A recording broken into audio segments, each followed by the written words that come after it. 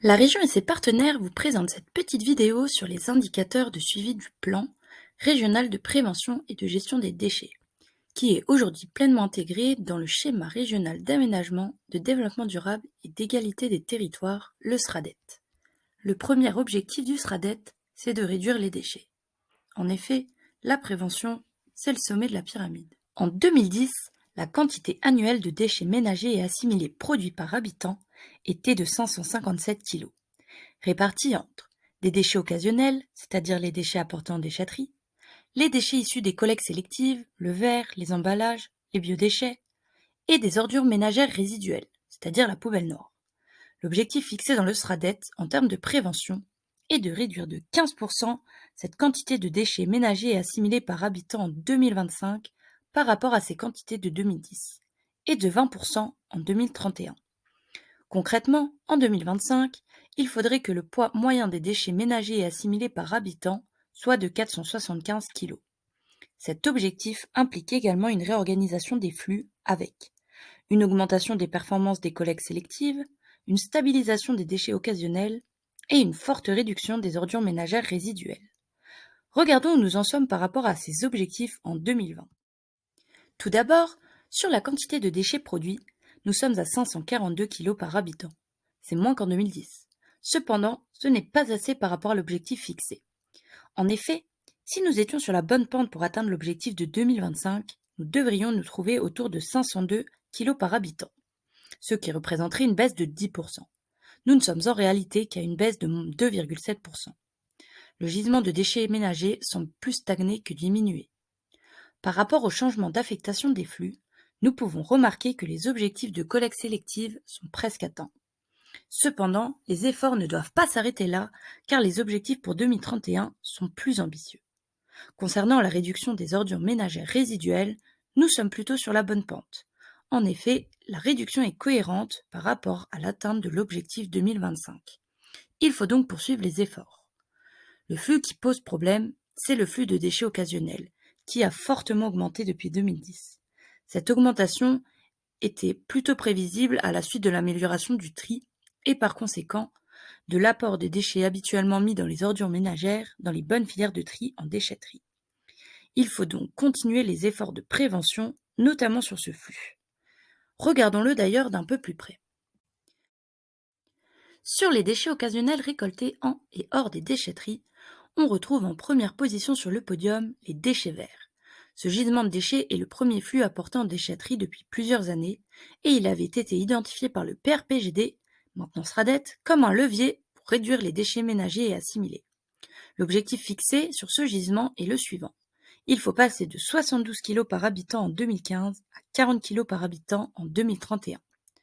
En 2020, le gisement est de 67 kg par habitant. Nous sommes donc encore un peu au-dessus de l'objectif de 2025 et assez loin de celui de 2031. De plus, ce gisement de déchets verts est lié aux conditions météorologiques, à la pluviométrie, à la sécheresse. Et en effet, si les conditions ne sont pas bonnes, il y a moins de déchets apportés en déchetterie. Il faut donc suivre cette baisse avec attention pour voir si elle est liée seulement aux conditions météorologiques ou si les actions de prévention sont efficaces. Le deuxième flux sur ce podium, ce sont les déchets de construction et de démolition. Ce flux est plutôt stable depuis les 10 dernières années. Il tourne autour d'un petit peu plus que 50 kg par habitant. En 2020, c'est précisément 54 kg par habitant. L'objectif dans le SRADET, c'est de passer à 47 kg par habitant à partir de 2025. Cet objectif n'est donc pas encore atteint. Concernant le flux en troisième position, c'est ce qu'on appelle le tout venant, c'est-à-dire un mélange de déchets qui part à l'élimination. L'objectif du SRADET sur ce flux, c'est de le diminuer à 32 kg par habitant en 2031, avec l'ambition d'atteindre 34 kg par habitant dès 2025. En 2020, nous sommes à 47 kg par habitant. C'est une petite diminution qui est observée par rapport à 2015, où le flux était de 52 kg par habitant. Mais elle est trop faible pour atteindre l'objectif fixé. Le travail de prévention, de réemploi et de développement de nouvelles filières de recyclage, notamment à travers les filières de responsabilité élargie des producteurs, doit se poursuivre. À E3, ces gisements représentent 66% du flux de déchets occasionnels. Regardons à présent les déchets qui composent ces 34% de flux restants. On retrouve tout d'abord le bois à hauteur de 26 kg par habitant. Le gisement est stable depuis 2015, cependant, le SRADET ambitionne de le diminuer à 23 kg par habitant. On retrouve ensuite les déchets d'éléments d'ameublement, les déchets métalliques, les papiers cartons et les déchets d'équipements électriques et électroniques, appelés D3E, et de plus petits gisements, tels que les déchets dangereux, les autres matériaux recyclables, le plâtre, les textiles et l'amiante. Si on fait un focus sur les déchets dangereux à présent. Concernant les déchets dangereux, l'objectif du SRADET est d'en réduire la production. Comme nous pouvons le voir sur le graphique, cet objectif n'est pas atteint. Nous sommes sur une tendance à la stagnation entre 2015 et 2020. Si l'on regarde plus précisément, nous pouvons voir que les quantités de déchets dangereux produites par des gros producteurs a augmenté, tandis que celles produites par les plus petits producteurs de manière diffuse a diminué. Cependant, un deuxième scénario représenté en violet indique une stagnation des quantités produites par les deux types de producteurs. Celle-ci serait due au changement de classe de certaines installations et donc au changement d'affectation au type de producteur. On peut également mettre en évidence que la captation du flux de déchets dangereux par le service public a augmenté depuis 2015. Pour finir, les déchets dangereux traités en Bourgogne-Franche-Comté ont augmenté. Cependant, cette augmentation n'est pas seulement due à la relocalisation du traitement des déchets de la région chez nous, mais également à l'augmentation des flux hors région qui sont traités chez nous. Après la prévention, l'objectif du SRADET est d'augmenter la valorisation matière et organique des déchets. Regardons d'un peu plus près la valorisation matière et organique des déchets ménagers et assimilés. En 2020, voici la destination de ces déchets sur la région. Tout d'abord, nous pouvons constater en jaune que 35% des déchets ménagers assimilés sont orientés vers de la valorisation matière. C'est 5% de plus qu'en 2015.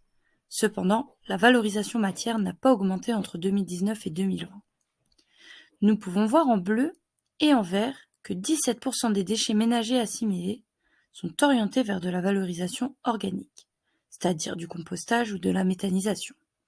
La valorisation organique des déchets ménagers et assimilés est plutôt stable depuis ces 5 dernières années. Le reste des déchets ménagers et assimilés est soit incinéré, soit stocké. Nous pouvons constater que depuis 5 ans, le changement de destination des déchets ménagers et assimilés non valorisés a été important. En effet, l'incinération des déchets ménagers et assimilés a augmenté de 4% depuis 2015, alors que le stockage a, lui, chuté de 25 à 15% pendant ces 5 ans. Ce changement de traitement des déchets ménagers et assimilés est toujours observable entre 2019 et 2020, bien qu'à une moindre proportion. Si l'on résume, la valorisation matière et organique représente donc 52% de l'orientation du gisement des déchets ménagers et assimilés. L'objectif fixé au niveau national et au niveau régional dans notre SRADET est d'atteindre une valorisation matière et organique des déchets non dangereux de 66% en 2025. Cet objectif vise donc les déchets ménagers et assimilés. Les efforts doivent se poursuivre pour améliorer la valorisation matière et organique qui stagne sur les dernières années étudiées. Il est important de mettre en avant que cette valorisation matière et organique varie de façon significative d'un département à un autre. Comme on peut le voir sur le graphique, on peut passer de 46% à 60%. De plus, cette remarque pourrait aussi être mise en avant en ce qui concerne la prévention. En effet, comme on peut le voir sur la carte, les ratios de DMA kg par habitant varient énormément d'un EPCI à un autre, pouvant passer du simple au double. Après l'augmentation de la prévention et de la valorisation matière et organique, le SRADET préconise l'orientation des déchets vers de la valorisation énergétique plutôt que vers de l'enfouissement, conformément à la pyramide de préférabilité de gestion des déchets. En 2020, les déchets non dangereux non inertes régionaux, issus à la fois des ménages et des activités économiques, qui n'ont pas été valorisés matière ou organique, sont valorisés énergétiquement à hauteur de 38%. c'est 35% dans les unités de valorisation énergétique, c'est-à-dire les incinérateurs avec une performance élevée, et 3% préparés en combustible solide de récupération, et ensuite incinérés dans des chaudières adaptées. Il est important de noter que 7 points supplémentaires peuvent être acquis via les incinérateurs qui ne sont pas des unités de valorisation énergétique, si ils le devenaient. Enfin, le dernier objectif du SRADET, c'est de limiter l'élimination, et en particulier l'enfouissement des déchets.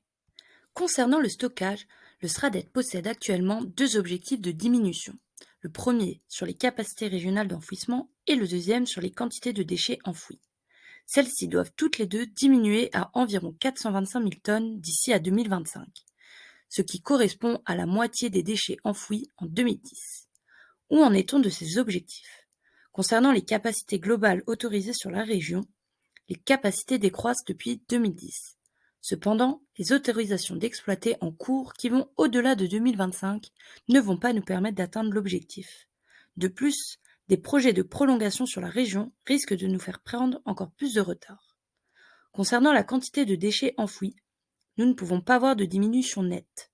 En effet, les quantités de déchets enfouis sont en dents de scie sur les 10 dernières années.